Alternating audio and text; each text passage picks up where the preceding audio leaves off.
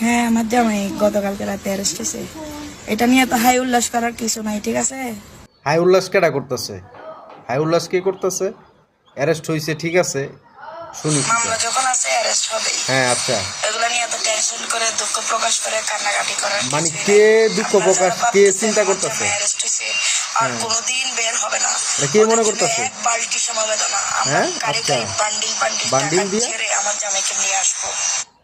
মানে বুঝছেন, এক বালতি টাকা কারি কারি টাকা ছিটায়া হ্যাঁ হ্যার জামাইরে সারায় লয়া পড়বো। আচ্ছা ঠিক আছে, বুঝলাম। তারপরে? আমার জামাই বীরের বেশে চলে আসবে হ্যাঁ এবং যারা এই ঘটনা ঘটাইছে হ্যাঁ তাদেরকে ছাড় দেওয়া হবে না। আচ্ছা মাথায় হ্যাঁ রেখো, এতদিন আমরা পলাতক ছিলাম, হ্যাঁ এখন তোমরা পলাতক থাকার বেলা। আচ্ছা এখন আমার জামাই আইনি প্রক্রিয়া শেষ করে হ্যাঁ, আমার কাছে আসবে, তারপরে তখন আমার খেলা শুরু হবে। কি খেলা? খেলা মাত্র শুরু করছো তোমরা, কি খেলা শুরু শেষ করছি আমরা? করবো আমরা। মানে কি? ঠিক আছে? কি? সবাই আমার জামাই যারা সাজ্জাদের হ্যাঁ যারা সাপোর্টার আছো, হ্যাঁ সাপোর্টার। আমার জামাইয়ের জন্য দোয়া করবো যাতে আচ্ছা 10 ঠিক 12 আছে, দিনের মধ্যে জামিন করে ফেলতে পারি। আচ্ছা ঠিক আছে? ঠিক আছে, ঠিক ধন্যবাদ। আছে, ঠিক আছে, ধন্যবাদ।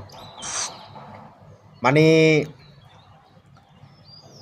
মানে বুঝতে পারছেন, ওনার জামাইকে পুলিশ ধরছে, উনি ডাইরেক্ট ওপেন প্লেসে ভিডিও করে বলতেছে যে কারি কারি টাকা ছিটায়া বান্ডিল ছিটায়া ওনার জামাইরে উনি নিয়ে আয়া পড়বো। তার মানে কি বুঝাইতেছে যে আইন শৃঙ্খলা বাহিনী সবাই ঘুষখোর, সবাই ঘুষ খায়, সবাইকে ঘুষ খাওয়ায় দিয়ে হইলে ওনার জামাইরে উনি নিয়ে আয়া পড়বো। মানে এটা হচ্ছে এক কথায় হচ্ছে উনি কিন্তু মোটামুটি একটা অপমান করছে, বুঝছেন?